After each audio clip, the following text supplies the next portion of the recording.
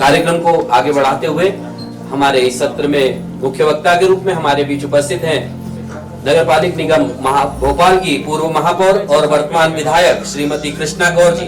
मैं आपसे अनुरोध करूंगा कृपया आप मंच पर अपना स्थान ग्रहण करें। साथ ही मैं अनुरोध करूंगा डॉक्टर वेद प्रकाश जी से कि कृपया आप भी कार्यक्रम में आप भी मंच पर स्थान ग्रहण करें, कार्यक्रम की अध्यक्षता करें।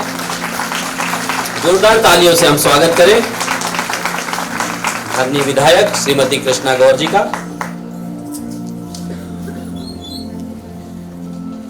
कार्यक्रम को आगे बढ़ाते हुए मैं निवेदन करूंगा कर्नल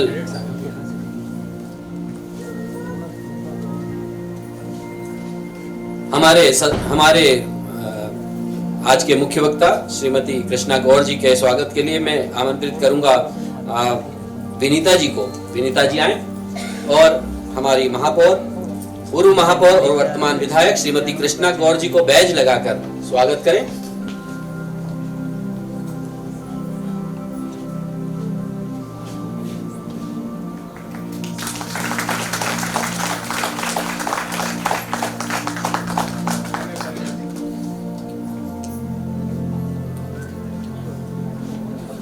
मैं सार्थक से अनुरोध करूंगा कि सार्थक आए और हमारे डॉक्टर वेद प्रकाश जी को बैज लगाकर उनका स्वागत करें।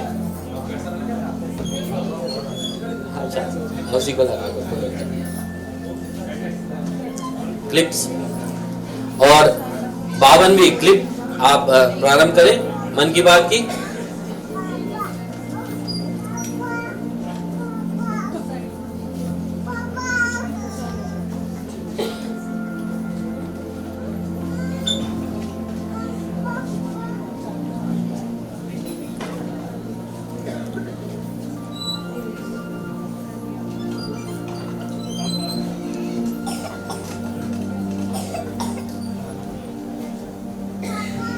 मन की बात की क्लिप आप प्रारंभ करें। मैं डिजिटल टीम से हमारी कहूंगा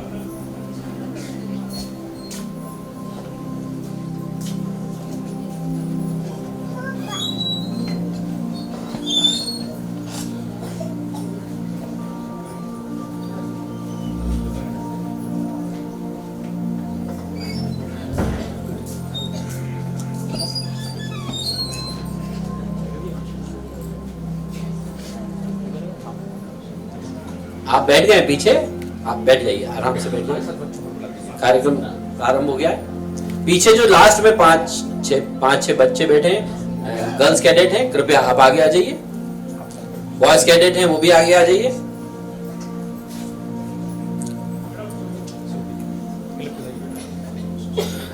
डिजिटल टीम क्लिप प्रारंभ करिए।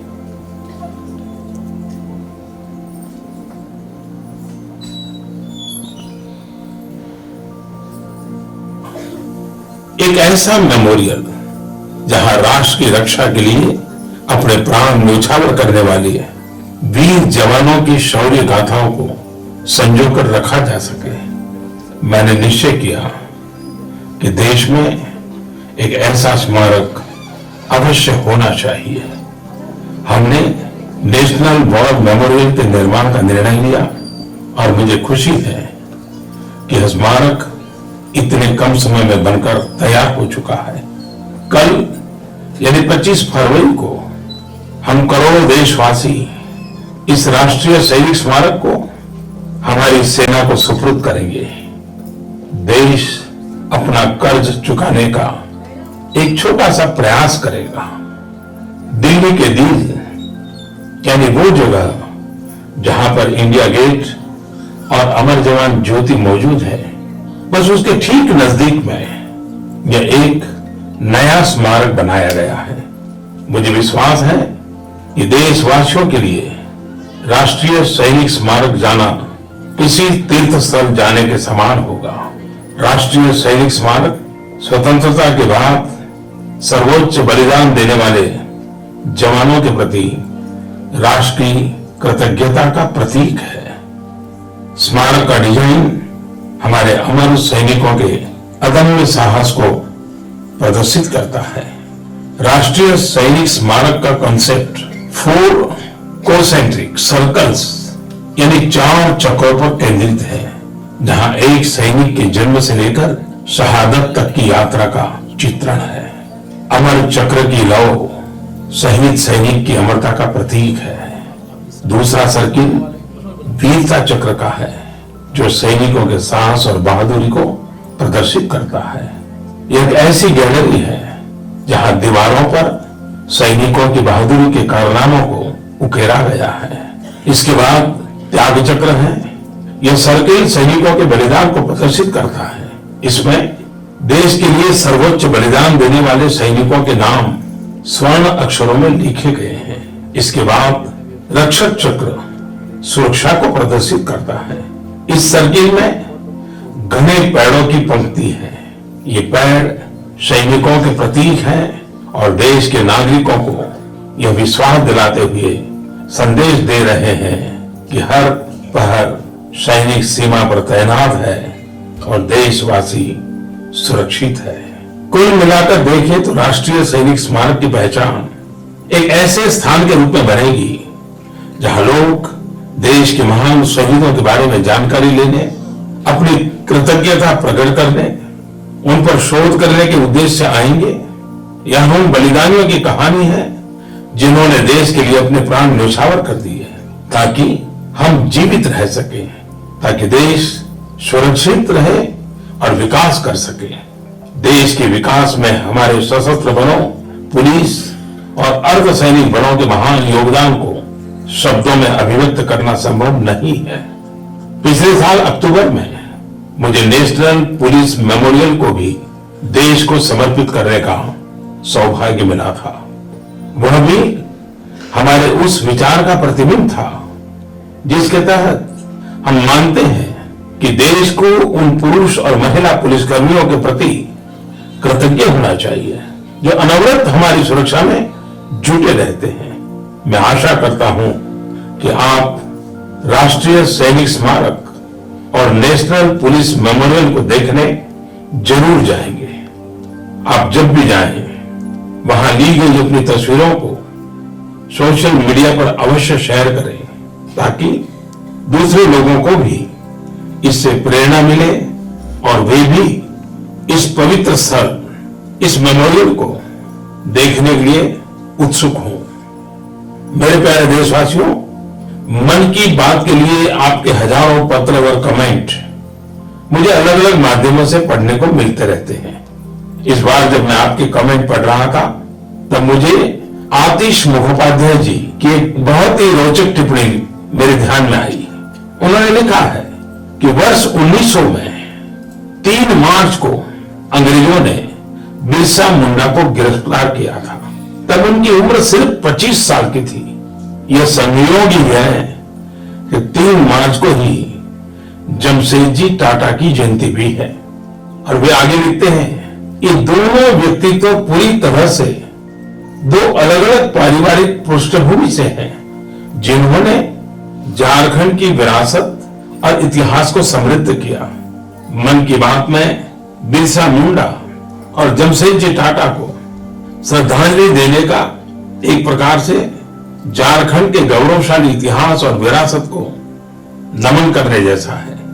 आतिश जी, मैं आपसे सहमत हूं कि इन 2 महान विभूतियों ने झारखंड का नहीं पूरे देश का नाम बढ़ाया है। पूरा देश उनके योगदान के लिए कृतज्ञ है। आज अगर हमारे नौजवानों को मार्गदर्शन के लिए किसी प्रेरणादायी व्यक्तित्व की जरूरत है तो वह है भगवान बिरसा मुंडा।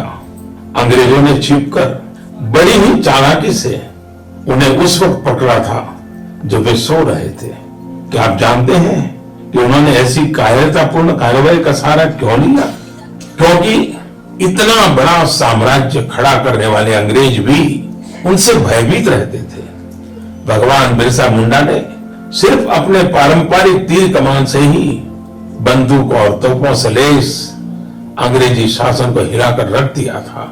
दरअसल जब लोगों को एक प्रेरणादायी नेतृत्व मिलता है तो फिर हथियारों की शक्ति पर लोगों की सामूहिक इच्छा शक्ति भारी पड़ती है। भगवान बिरसा मुंडा ने अंग्रेजों से न केवल राजनीतिक आजादी के लिए संघर्ष किया बल्कि आदिवासियों के सामाजिक और आर्थिक अधिकारों के लिए भी लड़ाई लड़ी। अपने छोटे से जीवन में उन्होंने यह सब कर दिखाया। वंचितों और शोषितों के अंधेरे से भरे जीवन में सूरज की तरह चमक बिखेरी।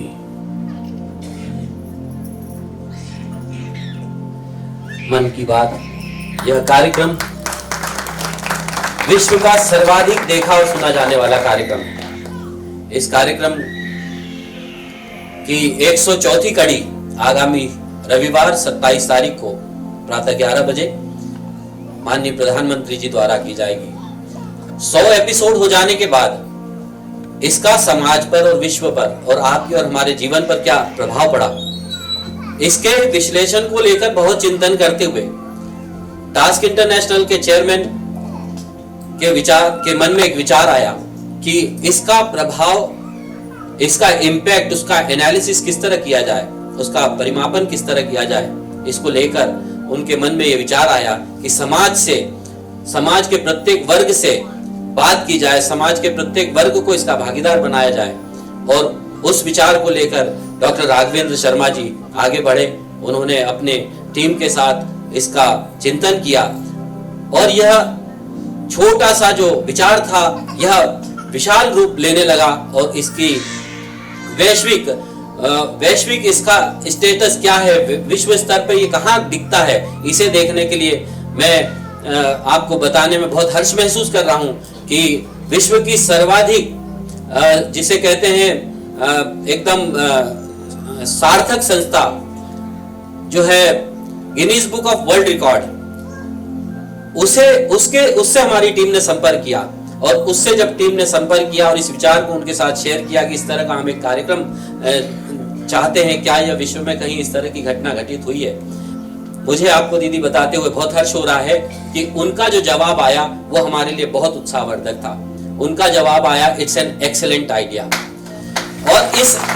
और इस आइडिया को लेकर जो कि डॉक्टर राघवेंद्र शर्मा ने कहा कि इसका इम्पैक्ट जो है वो समाज पे, हमारे जीवन पे कैसे पड़ रहा है, इसके आकलन के लिए यह मैराथन सेमिनार जिसके 51वें सत्र के हम सभी भागीदार हो रहे हैं और इस ऐतिहासिक घटना के हम सभी साक्षी बनने जा रहे हैं और यह हमारे सबके लिए गौरवशाली समय है।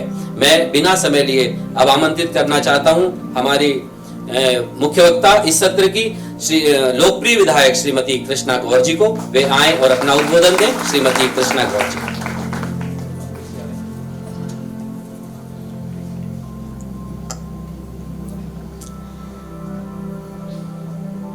धन्यवाद।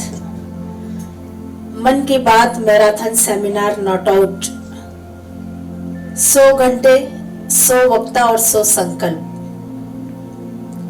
एक ऐसा कार्यक्रम जिसके बारे में शायद कोई कल्पना भी नहीं कर सकता, उसको मूर्त रूप देने का काम task international public policy research के माध्यम से आदरणीय डॉक्टर राघवेंद्र शर्मा जी ने शुरुआत की और निश्चित रूप से आज उसका एक हिस्सा बनने का सौभाग्य हमें भी दिया। आज के इस अवसर पर मंच पर उपस्थित आदरणीय डॉक्टर वेद प्रकाश जी, आदरणीय डॉक्टर राघवेंद्र शर्मा जी और सभागृह में उपस्थित सभी मेरी मातृशक्तियां, युवा साथियों, गणमान्य नागरिक बंधुओं, सबसे पहले तो मैं task international public policy research को हृदय से बहुत साधुवाद देती हूँ। और इसलिए क्योंकि हम मानते हैं कि देश भर की हजारों चिट्ठियां, लाखों संदेशों को प्रधानमंत्री श्री नरेंद्र मोदी जी के इस मन की बात कार्यक्रम के माध्यम से एक प्लेटफॉर्म मिला, लोगों के बीच में अपनी बात को रखने का, देश भर के कोने कोने में इस कार्यक्रम के माध्यम से अपने कामों को पहुंचाने का। और इसलिए एक अच्छा कार्यक्रम जब लोगों के सामने आता है तो स्वाभाविक रूप से उसको लोकप्रियता मिलती है। प्रधानमंत्री श्री नरेंद्र मोदी जी के मन की बात का यह कार्यक्रम वास्तव में भारत के कोटि कोटि जन की भावना का प्रकटीकरण है। ये एक एक भारतीय के मन की बात है और जैसा हम सभी को विदित है कि देश के इतिहास में यह पहला ऐसा कार्यक्रम है जो इस प्रकार से देश के प्रधानमंत्री रेडियो के माध्यम से अपने मन की बात, लोगों के मन की बात एक दूसरे से साझा करने का काम रेडियो के माध्यम से कर रहे हैं। इसलिए आज हम ये कह सकते हैं कि 2014 में जब ये प्रारंभ हुआ उस दिन विजयादशमी का पावन पर्व था और विजयादशमी का पर्व बुराई पर अच्छाई की विजय का पर्व होता है और मन की बात का यह कार्यक्रम भारतवासियों की सकारात्मकता का एक अनोखा पर्व बन गया। एक ऐसा पर्व जिसका इंतजार हर महीने देश के लोगों को होता है। यह एक ऐसा कार्यक्रम है जहां पर पॉजिटिविटी को सेलिब्रेट किया जाता है, जहां पब्लिक पार्टिसिपेशन को सेलिब्रेट किया जाता है और वास्तव में हर मन की बात में जिन विषयों का उल्लेख होता है वो एक आंदोलन बन जाते हैं। किस प्रकार से हमने देखा कि प्रधानमंत्री श्री नरेंद्र मोदी जी मन की बात कार्यक्रम के माध्यम से देश के कोने कोने में देश के लिए समर्पित भाव से काम करने वाले लोग, समाज सेवा कर रहे लोग, जिनको कोई प्रचार प्रसार की दरकार नहीं है, एक ही प्रण, एक ही संकल्प कि हमें इस देश की माटी के प्रति अपने कर्ज को चुकाना है, इस देश के प्रति अपनी जिम्मेदारियों का निर्वहन करना है और इस दृष्टि से बिना प्रचार प्रसार किए हुए वो सतत भारत माता की सेवा में लगे हुए हैं। लेकिन एक देश का प्रधानमंत्री जब इतनी बड़ी सोच के साथ काम करने निकला है तो स्वाभाविक रूप से देश के कोने में निस्वार्थ भाव से काम कर रहे उस व्यक्ति की, उस संस्था की समाज सेवा को, देश सेवा को वो कैसे भूल सकते हैं। और इसीलिए मन की बात कार्यक्रम के माध्यम से हमारे हजारों लाखों लोगों के उन कामों को जन जन तक पहुंचाने का माध्यम इस कार्यक्रम को बनाने का काम किया है। हम सब ने देखा, हम लगातार मन की बात देखते हैं किस प्रकार से प्रधानमंत्री जी जिन विषयों को लेकर आते हैं हम कल्पना भी नहीं कर सकते कि ऐसा बड़ा काम भी हो सकता है। तो वही छोटे छोटे काम एक दिन बड़ा स्वरूप धारण कर लेते हैं और निश्चित रूप से मैंने कहा कि मन की बात में जिन विषयों का उल्लेख किया गया वो एक आंदोलन बन के सामने आई। बेटी बचाओ बेटी पढ़ाओ, इसका उल्लेख माननीय प्रधानमंत्री जी ने किया था और बताया था कि किस प्रकार से इस दिशा में एक व्यक्ति ने बीड़ा उठाया, सेल्फी विद डॉटर, और पूरे देश में एक आंदोलन बन गया। सिर्फ फोटो खिंचाना उसका मकसद नहीं था, उद्देश्य नहीं था। हमारे लिए, हमारे परिवार के लिए, हमारे समाज के लिए और देश के लिए हमारी बेटियों का क्या महत्व है ये जन जन तक पहुंचाना था। और यही कारण है कि चाहे बेटी बचाओ बेटी पढ़ाओ की बात हो, चाहे प्रकृति संरक्षण की बात हो,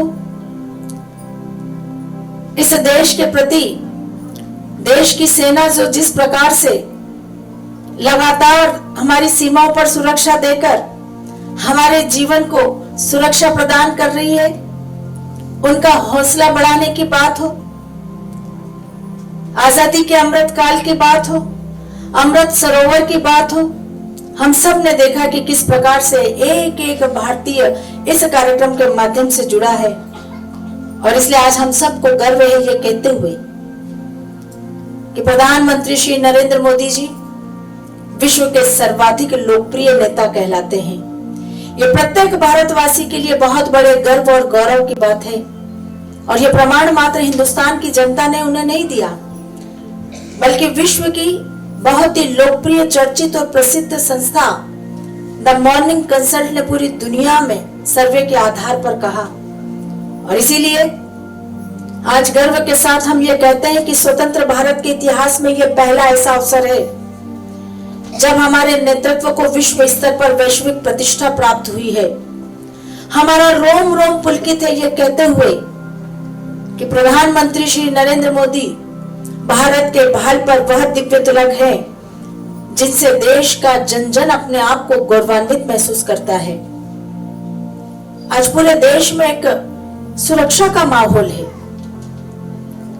एक मजबूत नेतृत्व दिखाई दे रहा है और सभी ने यह देखा कि आजादी का अमृतकाल जब हम मना रहे हैं तो इस देश की जनता को आजादी के 75 वर्षों के बाद यह एहसास हुआ कि कोई सरकार राष्ट्रवाद की भावना से काम करने के लिए आई है। प्रधानमंत्री श्री नरेंद्र मोदी जी का 9 वर्ष का कार्यकाल हम उठाकर देखें, भारत के 140 करोड़ नागरिकों के मन में बहुत बड़ा विश्वास पैदा करने का काम उन्होंने किया। अपने कृतित्व से ये साबित कर दिया कि उनके जीवन का क्षण क्षण और शरीर का कण कण भारत माता की सेवा और राष्ट्र के गौरव गान के लिए समर्पित है। असंभव को संभव बनाकर यथार्थ के धरातल पर उतारने की उनकी क्षमता, अपनी दूरदृष्टि से राष्ट्र की उन्नति के लिए लिए गए उनके निर्णय, हर पल जन कल्याण की चिंता और देश को आत्मनिर्भर बनाने के उनके संकल्प ने उन्हें जन जन का लाडला बना दिया। आज एक भारत श्रेष्ठ भारत हमारे देश के स्वतंत्रता संग्राम सेनानियों ने जो सपना देखा था उस सपने को साकार करने का काम प्रधानमंत्री श्री नरेंद्र मोदी जी के नेतृत्व में हो रहा है। अभी हमने देखा मन की बात में कि किस प्रकार देश को आजादी दिलाने वाले हमारे उन भारत माता के महान सपूतों की स्मृति में एक भव्य और दिव्य स्मारक बना, और न केवल स्मारक बना बल्कि एक एक हमारे स्वतंत्रता संग्राम सेनानियों के नाम वहां पर अंकित किए हैं ताकि आने वाली पीढ़ियां देश की आजादी के लिए उनके द्वारा दिए गए योगदान को देखें, समझें और ये महसूस करें कि आजादी, जिस आजादी की खुली हवा में हम सांस ले रहे हैं, यह आसानी से नहीं मिली है। यह हमारे देश के इन महान सपूतों के जीवन के बलिदान के बाद हमें मिली है और इसकी कीमत वो समझे। ऐसे अनेकों काम जिनके बारे में शायद हम कभी समझ भी नहीं सकते थे, कभी जान भी नहीं सकते थे, मन की बात कार्यक्रम शुरू होने के बाद लगातार हमारे संज्ञान में आए। और वास्तव में हम सबको लगता है कि जिस प्रकार से प्रधानमंत्री जी इस देश को नेतृत्व दे रहे हैं, जो विश्वास उनके प्रति इस देश की जनता का है वो अटूट विश्वास है।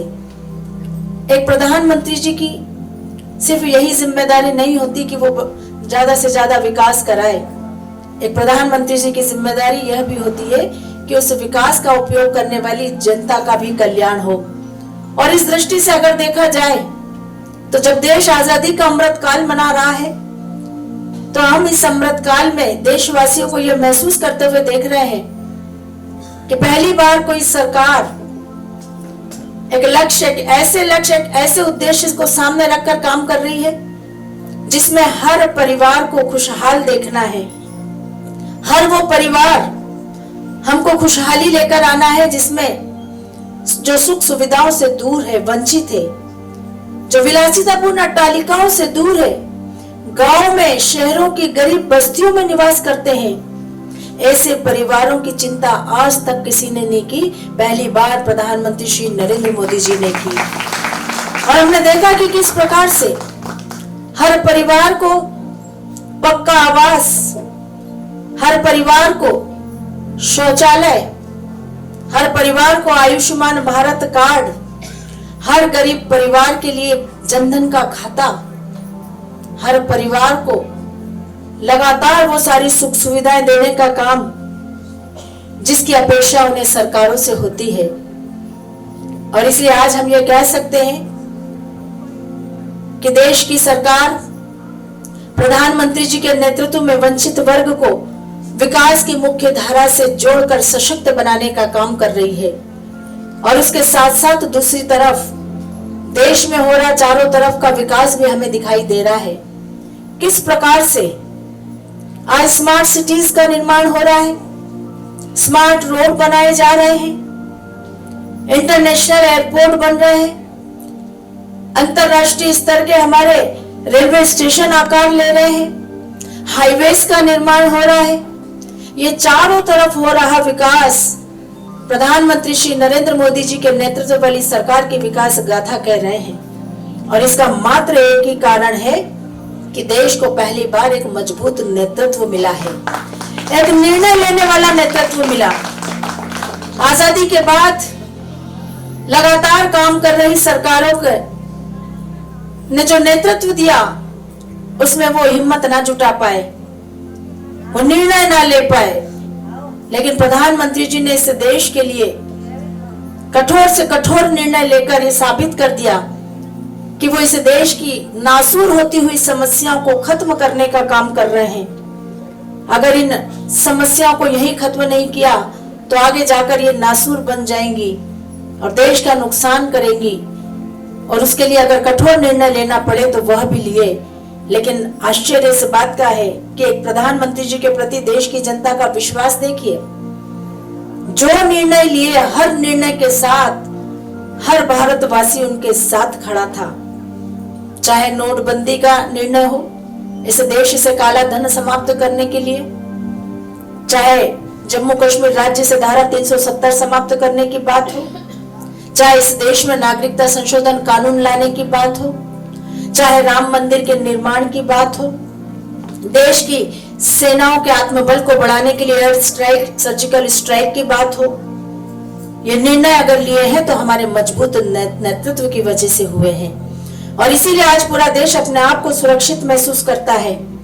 और जिस प्रकार से प्रधानमंत्री जी के नेतृत्व में देश निरंतर प्रगति के पथ पर आगे बढ़ रहा है। अभी 2 दिन पूर्व हम सब ने देखा कि किस प्रकार से चंद्रमा पर हमारे चंद्रयान 3 ने उतरकर पूरे विश्व में तहलका मचा दिया।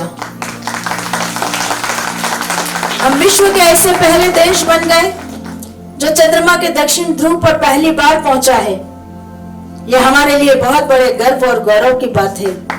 हर भारतवासी आज गर्व के साथ सर उठाकर यह कह सकता है कि भारत को एक ऐसे प्रधानमंत्री मिले हैं जैसे देश के विकास के लिए, देश की प्रगति के लिए पूरे साहस के साथ, पूरे हिम्मत के साथ निर्णय लेते हैं।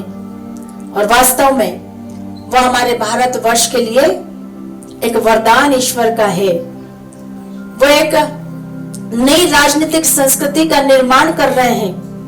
और किस प्रकार से उन्होंने अपने प्रधानमंत्रित्व काल में मात्र 9 वर्ष की अवधि में ही इस देश की जनता का भरोसा जीतने का काम किया है। हमको पूरा विश्वास है कि उनके नेतृत्व में ये देश बहुत आगे बढ़ेगा। हम सब मिलकर प्रधानमंत्री श्री नरेंद्र मोदी जी के हर कदम पर उनका साथ देते हुए, उनका संबल बनते हुए, उनके प्रति विश्वास को और मजबूत करने का काम करेंगे। और जिस प्रकार से मन की बात के ये 100 एपिसोड का हमारा आज का ये कार्यक्रम, यहाँ पर लगातार 100 एपिसोड हो रहे हैं, रात दिन हो रहे हैं, 100 घंटे, 100 वक्ता, 100 संकल्प, अपने आप में ये अद्भुत, अवर्णनीय, अकल्पनीय है। मैं बहुत बधाई देना चाहूंगी आदरणीय डॉक्टर राघवेंद्र शर्मा जी को, जो आपने इसका बीड़ा उठाया। मुझे पता नहीं था कि इतना सुंदर कार्यक्रम है, इतना अच्छा कार्यक्रम है, और उसमें समाज के हर वर्ग को जोड़ने का काम किया गया है। वह लोग जो कभी किसी कारणवश इस कार्यक्रम से वंचित रह गए हो, वह भी इस कार्यक्रम से जुड़ रहे हैं। और वास्तव में हम चाहते भी यही थे कि एक ऐसा वातावरण इस देश में बने कि सभी लोग, किसी भी धर्म, किसी भी जाति, किसी भी वर्ग के हो, हमारे लिए हिंदुस्तान, हमारे लिए भारत सबसे पहले होना चाहिए। क्योंकि इसी भारत की माटी में हमने जन्म लिया है, इसी के प्रति हमारा दायित्व है, और इसीलिए भारत माता का सर हमेशा गर्व से ऊंचा रहे। एक आदर्श नागरिक के रूप में, एक आदर्श भारतीय के रूप में हम अपनी अपनी जिम्मेदारियों का निर्वहन हमेशा करेंगे। ये संकल्प हम सबको लेना है। यही हमारे देश के स्वतंत्रता संग्राम सेनानियों के प्रति हमारी सच्ची श्रद्धांजलि होगी और यही हमारे देश के प्रधानमंत्री जी के प्रति हमारा बहुत बड़ा विश्वास होगा। आज के इस अवसर पर मैं एक बार पुनः task international public research policy research को बहुत बधाई देती हूँ। आपने बहुत अच्छी शुरुआत ये की है और इस शुरुआत के कारण बहुत सारे लोग समाज के इस कार्यक्रम से जुड़कर इस मन की बात कार्यक्रम से कनेक्ट हुए हैं। स्वाभाविक रूप से आने वाले समय में इसके बहुत अच्छे परिणाम भविष्य में हम सबको दिखाई देंगे। बहुत बहुत धन्यवाद। जय हिंद। बहुत बहुत धन्यवाद दीदी। मैं अब आमंत्रित करूंगा डॉक्टर वेद प्रकाश जी को कि वे आए अध्यक्षीय उद्बोधन दें। डॉक्टर वेद प्रकाश जी। डॉक्टर वेद प्रकाश जी का मैं एक छोटा सा आपको परिचय देना चाहता हूं। आपके द्वारा नया भारत, समर्थ भारत, जल जीवन और संकल्प राष्ट्र निर्माण का, प्रधानमंत्री जी के मन की बात का यह विश्लेषण, इस तरह की 12 पुस्तकें आपके द्वारा लिखी गई हैं। 250 से ज्यादा लेख आपके प्रकाशित हुए हैं और आप किरोड़ीमल कॉलेज दिल्ली यूनिवर्सिटी के assistant professor Shri doctor Ved Prakash.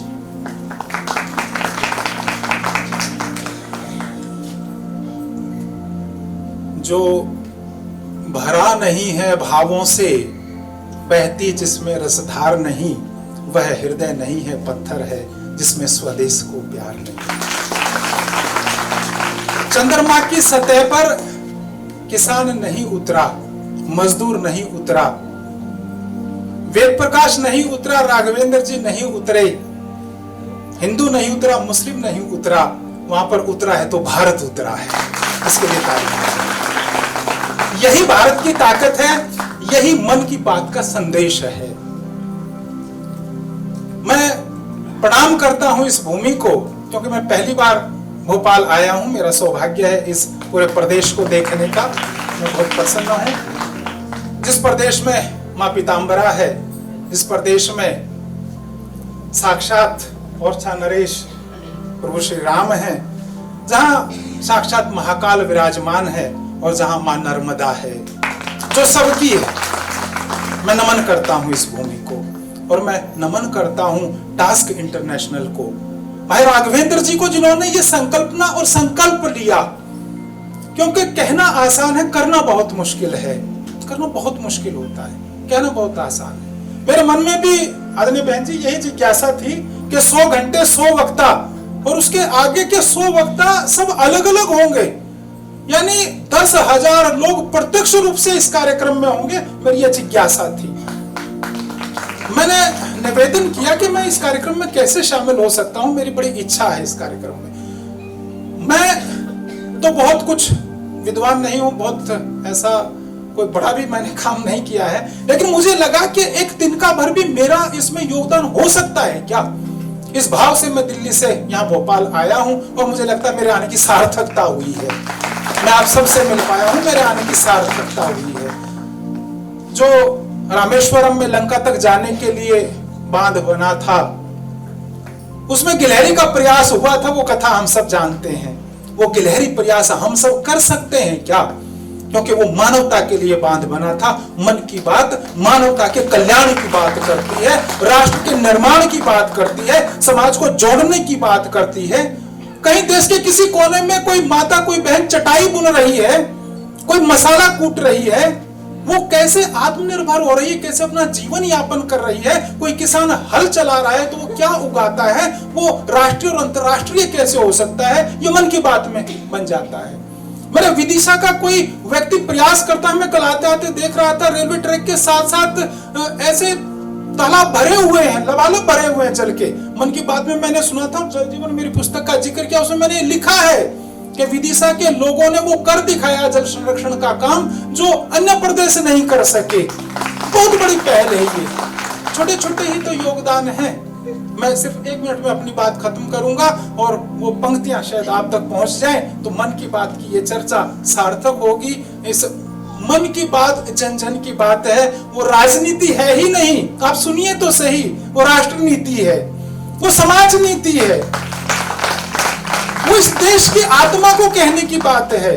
वो रेडियो जो एक सामान्य आदमी अफोर्ड कर सकता है, कलर टीवी हम महानगर के लोग शायद अफोर्ड कर लें, उस आदमी के लिए आज रेडियो आज भी स्वप्न ही है, लेकिन वो सुनता है।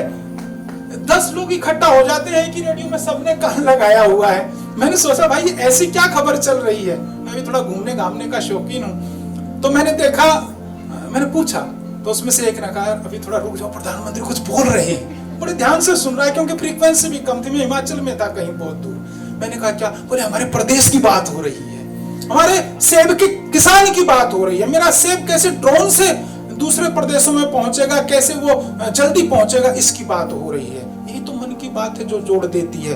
हम इतना सा करें। आप तक 2 पंक्तियां पहुंचा रहा हूं। देश हमें देता है सब कुछ, देश हमें देता है सब कुछ। आदरणीय राघवेंद्र जी, बहन जी, देश हमें देता है सब कुछ, हम भी तो कुछ देना सीखें, हम भी तो कुछ देना सीखें। सूरज हमें रोशनी देता, हवा नया जीवन देती है, भूख मिटाने को हम सबकी धरती पर होती खेती है। औरों का भी हित हो जिसमें, हम भी तो कुछ करना सीखे। देश हमें देता है सब कुछ, हम भी तो कुछ देना सीखें। बहुत बहुत आभार, बहुत बहुत बधाई कास्ट इंटरनेशनल को, प्रधानमंत्री के मन की बात को आप वैश्विक बना रहे हैं। और आपकी भूमिका केवल इतनी नहीं है, भोपाल में इस देवभूमि में, देवभूमि हिमाचल बोला जाता है, पर्वतीय प्रदेशों को बोला जाता है, लेकिन मैं कल से ये महसूस कर रहा हूं कि मध्य प्रदेश, भोपाल का ये पूरा क्षेत्र देवभूमि है, मध्य प्रदेश है, पूरे देश को जोड़ने वाला प्रदेश है। आप वैश्विक हो रहे हैं, पूरा विश्व आपके इस रिकॉर्ड को देख रहा है और हम उसके साक्षी हैं। मैं बहुत आभार व्यक्त करता हूं और हम बहुत सौभाग्यशाली हैं कि हम एक ऐसे भारत में जी रहे हैं जो चांद पर आपको लेकर जा चुका है और पूरा विश्व हमारा लोहा मानेगा, हम भारतीयों का लोहा मानेगा। भारत माता की, भारत माता की, वंदे वंदे, जय भारत माता। बहुत बहुत धन्यवाद डॉक्टर वेद प्रकाश जी। कार्यक्रम के इस अंतिम चरण में हमारे बीच उपस्थित अतिथियों को हमारी संस्था की ओर से स्मृति चिन्ह भेंट करने के लिए मैं आमंत्रित कर रहा हूं कौसर तस्नीम को। कौसर तस्नीम आए और हमारी विधायक श्रीमती कृष्णा गौर जी को स्मृति चिन्ह गोल्डन पेन भेंट करें और साथ ही डॉक्टर राघवेंद्र शर्मा जी द्वारा लिखित मन की बात पुस्तक भी उन्हें भेंट करें।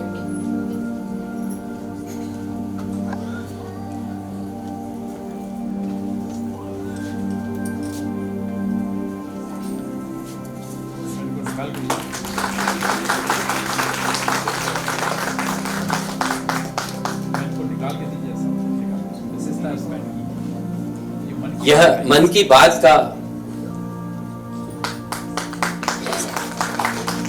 बात अंकित एक गोल्डन पेन है और यह हमारे स्मृति चिन्ह है और यह मन की बात पुस्तक डॉक्टर राघवेंद्र शर्मा जी द्वारा लिखित है। यह भी आपको भेंट कर रहे हैं, जोरदार तालियों से स्वागत करें। मैं आमंत्रित करूंगा प्रतिभा सोनी जी को। प्रतिभा सोनी जी आए और हमारे कार्यक्रम की अध्यक्षता कर रहे हैं डॉक्टर वेद प्रकाश जी को डॉक्टर राघवेंद्र शर्मा जी द्वारा लिखित पुस्तक भेंट करें। प्रतिभा सोनी जी।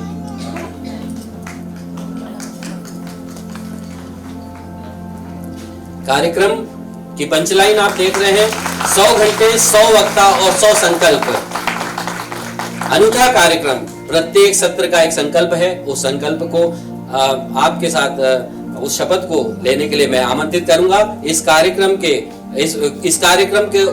के विचार के जनक डॉक्टर राघवेंद्र शर्मा जी को कि वे आए और इस सत्र की शपथ दिलाएं और अपना वक्तव्य भी दें।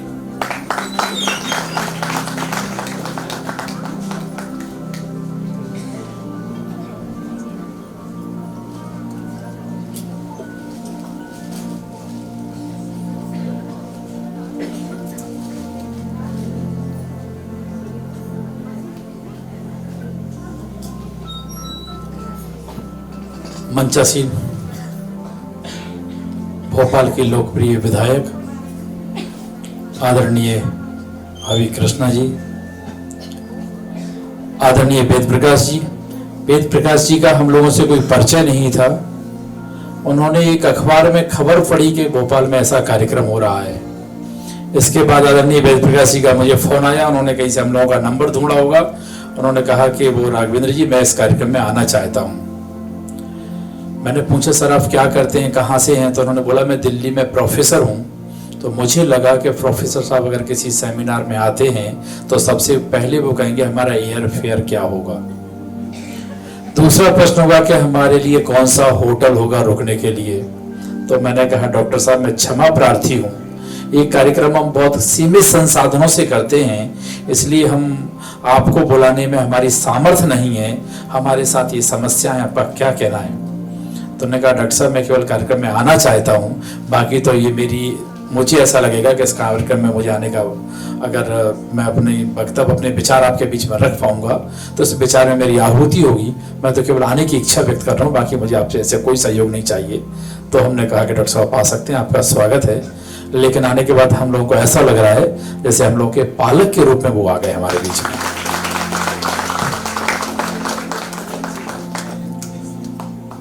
दो तीन मिनट का समय और है। देशभक्ति का वातावरण है। प्रधानमंत्री ने वार मेमोरियल से ही शुरुआत की है। हमारे एनसीसी के कैडेट बैठे हुए हैं और एनसीसी कैडेट बनाने वाली माताएं बैठी हुई हैं यहाँ। जितने भी बच्चे बैठे हैं इन सबके माता पिता की प्रेरणा से ही वो यहाँ हैं और आगे भी बढ़ेंगे। तो मेरे मन की कुछ विचार हैं। मैं हमेशा बोलता हूँ, अगर मुझे अवसर मिलता है, जैसे किसी को मौका मिले तो कोई गायत्री मंत्र बोल लेता है बार बार, तो उसको शक्ति मिलती है। ऐसे ही एक कविता, एक विचार एक मैं आपके बीच में रखूंगा, चूंकि वातावरण वैसा ही है। और वो विचार वो हैं, जब करगिल का वॉर चल रहा था 99 में, तो उस समय एक सैनिक अपनी सीमा पर लड़ रहा था। मैं मानता हूं हमारी बेटी बैठी है, हमारे बच्चे बैठे हैं, ऐसा ही कोई बेटा बेटी सैनिक वहां पर सीमा पर लड़ रहा था। और जब वो लड़ रहा था तो उसके मन में आप कल्पना कर सकते हैं क्या विचार आते होंगे। एक ही मात्र विचार रहता होगा कि प्राण रहे, ये शरीर रहे या ना रहे, लेकिन मेरा भारत रहना चाहिए। मेरे भारत के ऊपर कोई भी व्यक्ति उंगली नहीं उठा सके, इस पवित्र भूमि पर कोई भी अपने नापाक पैर ना रख सके। जो इस भारत को भारत नहीं मानता है, जो इस भारत को बर्बाद करने के बारे में सोचता है, उसको एक क्षण भी इस पृथ्वी पर ना रह सके। ऐसे विदेशियों को हम कैसे लड़ सकते हैं? युद्ध बहुत कठिन था। जो दुश्मन था वो पहले ही हजारों फीट ऊपर बड़ी बड़ी तोपें आर्टिलरी रख के बैठा था। आप कल्पना करो, 18,000 फीट पर ऊंचे बंदूक से निशाना लगा के तोप लेकर के बैठा है। यहां हमारी सेना, हमारे देश को पता चला, हमारे देश की सेना के लोगों ने कहा कि हमारे हिस्से पर कुछ लोगों ने कब्जा कर लिया है। तो हमारे सैनिकों में चर्चा हुई, सेना में बात हुई कि हमें इसको छुड़ाना है। अब लग रहा था कि छुड़ाएंगे कैसे? दुनिया की नजर थी। दुनिया का एक सबसे बड़ा अखबार है, वो शायद रसिया से कहीं से निकलता है, मुझे नाम तो उसका ध्यान में नहीं आ रहा, ब्लिज्ड ऐसा कुछ नाम होता है। उसकी एक हेडिंग थी कि इस वॉर को कैसे जीता जाएगा, उस वॉर को कौन लड़ेगा। फिर किसी ने बोला कि नहीं, इजराइल एक ऐसा देश है दुनिया में जो इस वॉर को लड़ने के बारे में सोच सकता है। जीतेगा कि नहीं जीतेगा ये नहीं मालूम है, क्योंकि इजराइल की सेना ऐसी है कि एक नागरिक के लिए वो दुनिया में कहीं भी जाना पड़े, अपने उनके नागरिक के साथ कुछ गलत हुआ है, किसी नागरिक की हत्या कर दी, उसका बदला लेके आते हैं वो। किसी ने कहा अमेरिका की सेना भी लड़ने का सोच सकती है, टेक्नोलॉजी बहुत है। लेकिन लोग बोलते थे कि भारत क्या करेगा, भारत के पास तो कुछ है ही नहीं। तो एक वो पंक्ति आती है कि हौसलों से उड़ान नहीं होती, पंखों से उड़ान नहीं होती, हौसलों से उड़ान होती है। तो भारत के सैनिकों को जैसे पता चला, मैं एक सैनिक के बारे में 2 मिनट के लिए बताना चाहूंगा। उनका नाम योगेंद्र यादव है। कुछ दिन पहले भोपाल में हमने बुलाया था। उसकी उम्र उस समय 19 वर्ष की थी। ये बात है 16-17 मई की। 5 मई को उस 19 साल के लड़के की शादी हुई थी। वो छुट्टी पे था, लेकिन जब उसको ये लगा कि उसकी जो पलटन है उसको युद्ध के लिए बोला गया है, तो उसने बोला कि छुट्टी कैंसिल, और सीधा अपने हेडक्वार्टर जाके पहुंचा कि सर मुझे युद्ध के लिए जाना है और मुझे बताइए क्या मेरी क्या ड्यूटी है। उसके सीईओ ने कहा, बेटा तुम्हारी भी 5 तारीख को शादी हुई है और आज 19 तारीख को तुम यहाँ खड़े हो, अभी तुम्हारी छुट्टी है, तुम अपने परिवार के साथ रहिए, अपने जीवन को आगे बढ़ाइए। तो मैं ईश्वर और प्रकृति ने जिस काम को सोचा अपने परिवारों के लिए सोचिए, वो काम करें। उसने कहा, नहीं सर, मैं इसके लिए थोड़ी सैनिक बना हूं, भारत माता का कर्ज उतारने का अवसर ईश्वर ने मुझे दिया है, मैंने इसके लिए जन्म लिया था। मेरी मां ने मुझे जन्म दिया था इसके लिए नहीं दिया था कि मैं और लोगों की तरह भी संतति बढ़ाता रहूं। मेरी मां ने इसलिए जन्म दिया है कि जब भारत माता संकट में हो तो मेरा पुत्र उस तोप के सामने अपना सीना लगा करके तोप के मुंह को मोड़ सकता है। वो सैनिक को बोला गया, वो युद्ध में गया और बहुत बड़ी कहानी है, उसको 18 गोलियां लगी हैं, लेकिन इसके बाद भी वो जिंदा है, उसको परमवीर चक्र मिला है। मैं ऐसे ही किसी परिवार ने करगिल की सीमा पर टोलोन की पहाड़ी पर 18,000 फीट पर दुश्मन को नेस्ता नाबूद करते हुए अपने बेटे को एक चिट्ठी लिखी है। मैं मानता हूं आप जैसी ही कोई मां है, हमारे सामने बैठे हुए एनसीसी ऐसा कोई कैडेट, वो सैनिक है। वो पत्र है, 3 मिनट का है, मैं उसको आपको सुनाना चाहूंगा। अम्मा ने खत लिखा है, अम्मा ने खत लिखा है चाव से, पुत्र मेरा दूध न ल जाना, 1 इंच पीछे मत हटना, चाहे इंच इंच कट जाना। वो मां, अगर बच्चे को थोड़ी सी चोट लग जाए तो मां का हृदय फटने लगता है। बच्चे को अगर हिचकी आ जाए, जैसे मैंने अभी मां के बारे में बोला था कि मां हिचकी है, बच्चे को हिचकी आए तो मां समझ लेती क्या समस्या है। वो उस हिचकी आने से पहले पानी का गिलास लेके सामने खड़ी हो जाती है। वो मां क्या बोलती है, पुत्र मेरा दूध न ल जाना, 1 इंच पीछे मत हटना, चाहे इंच इंच कट जाना। घर परिवार कुशल है मुन्ने, गांव गली में मंगल है, द्रास और करगिल की घटना से कदम कदम पर हलचल है। मित्रों, उससे पहले के युद्ध में क्या होता था, हमारे जब सैनिक शहीद होते थे तो सैनिक का सब नहीं आता था, उसकी ड्रेस और टोपी आती थी और उसी को अपना परिवार हाथ लगा करके उसको छूम के उसको प्रणाम करके मान लेता था कि मेरा पुत्र आ गया है। लेकिन करगिल युद्ध के बाद जब स्वर्गीय भारत प्रधानमंत्री अटल बिहारी वाजपेयी जी प्रधानमंत्री थे, तब तय किया गया कि सैनिक का शव उसके परिवार में आएगा और परिवार पूरे सम्मान के साथ उसका अंतिम संस्कार कर लेगा। तब से यह परंपरा शुरू हुई है।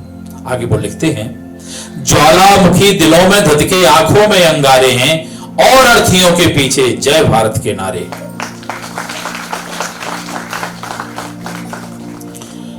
यह केवल खत नहीं लाडले, घर भर का संदेश समझ, एक एक अक्षर के पीछे तेरा पूरा देश समझ। धवल बर्फ की चादर पर तुम, धवल बर्फ की चादर पर तुम, लहू से वंदे मातरम लिखाना, 1 इंच पीछे मत हटना, चाहे इंच इंच कट जाना। छोटी बहन है, राखी का समय आ गया है, मुझे लगता है यही महीना होगा। अभी प्रधानमंत्री ने रक्षाबंधन की चर्चा भी की है। अब छोटी बहन की बड़ी इच्छा है कि भाई को राखी बांधना है। कैसे बांधे, भाई तो सीमा पर लड़ रहा है। तो वो कहते हैं, छुटकी ने राखी रख दी है इसमें बड़े गुरूर से, और बहू ने वंदे मातरम लिखा है सिंदूर से। मेरे पोते ने चूमा है, मेरे पोते ने चूमा है उसको बड़े दुलार से, इसीलिए खत महक रहा है कस्तूरी महकार सा। दुनिया की सबसे बड़ी सुगंध होगी वो, दुनिया की सारी सुगंध फीकी हो जाती है उसके सामने, जिस बच्चे ने अपने पिता को पत्र लिखते उस पत्र को चूमा होगा, उस पत्र को अपना पिता कह के संबोधित किया होगा। ये सब चल रहा था, लिख रहे थे, माँ है 75 साल की उम्र है, बेटा सेना में लड़ने गया है, घर में बहू है, पोते हैं, हर रोज घटना आती है कि वो शहीद हो गया, उसका शव आया है। माँ के मन में क्या गुजरता होगा। लेकिन वो वीर माँ बोलती है, इतना सब होते हुए मेरी भी बूढ़ी छाती में दूध उतर आया बेटे, और गोंद की जगह उसी से इस खत को मैंने चिपकाया बेटे। तेरे बापू लिखवाते हैं। वो 75-80 साल का पिता क्या बोलता है, वो ये नहीं बोलता कि बेटा तू मेरी बुढ़ापे का सहारा है, तू मेरी लाठी है, तू नहीं होगा तो मेरा क्या होगा। वो कहते हैं तेरे बापू लिखवाते हैं, गोली पीठ पर मत खाना। सीने पर गोली खाने के लिए बोलते हैं, गोली पीठ पर मत खाना, 1 इंच पीछे मत हटना, चाहे इंच इंच कट जाना। और दुलारे एक बात को शायद तू सच ना माने, इतिहास को स्तब्ध कर दिया इस जग की अनोखी घटना ने। वो इतिहास क्या है हम सब लोग जानते हैं। भारतीय परंपरा में दुनिया में ऐसी कोई व्यवस्था नहीं है जहां कोई भी महिला किसी की अर्थी को कंधा देकर के ले जाए, नहीं है। लेकिन वो कहते हैं वीर शहीदों की विधवाएं धन्य करती धरती को, खुद कंधे पर लेकर जाती अपने पति की अर्थी को। और इधर संसार चकित है, देख उन वृद्ध पिताओं को जो दाग लगाने से पहले करते नमन चिताओं को। साथियों, ये देश है, ये वास्तव में अगर ऐसा कोई वीर सपूत है, आप जैसी महान माता ने उसको जन्म दिया, उसको संस्कार दिया है, आप उसको पहचानो। इस भारत में जन्म लेने वाले सबसे बड़ा सौभाग्य तो हमारे एक देश में जन्म लिया है हमने, और ऐसे संस्कार हम आने वाली संतति को दे सकें। वो आगे कहते हैं मेरा भी माथा ऊंचा हो, ऐसा कुछ करके आना, 1 इंच पीछे मत हटना, चाहे इंच इंच कट जाना। तो हम ऐसे देश के लिए संकल्प ले रहे हैं। माननीय प्रधानमंत्री जी ऐसे ही देश का निर्माण कर रहे हैं, और उसी के लिए प्रधानमंत्री अपना एक एक क्षण, एक एक कण, एक एक पल लगाते हैं। तो हम सब अपने स्थान पर खड़े होकर के अपना दायां हाथ सामने करके साक्षी मान करके संकल्प लें। आज एक अपने स्थान पर खड़े हो जाएं, अपना दायां हाथ सामने कर लीजिए और एक संकल्प दोहराना है। मैं बोलूंगा और उसके बाद आपको दोहराना है। मैं लेता हूं, बोलूंगा, जो लेती हैं वो अपने हिसाब से उसको बोलेंगे। मैं संकल्प लेता हूं कि मैं कचरे के सही प्रबंधन एवं अपशिष्ट को पुनः उपयोग की प्रक्रिया को प्रोत्साहित करूंगा। मैं गीले एवं सूखे कचरे का निर्देशानुसार संग्रहण और निष्पादन सुनिश्चित करूंगा। यह कार्य स्वच्छ भारत के निर्माण में, स्वच्छ संस्कारों के निर्माण में मेरी राष्ट्र के प्रति सर्वाधिक लोकप्रिय भक्ति होगी। भारत माता की, भारत माता की। बहुत बहुत धन्यवाद, बहुत बहुत आभार।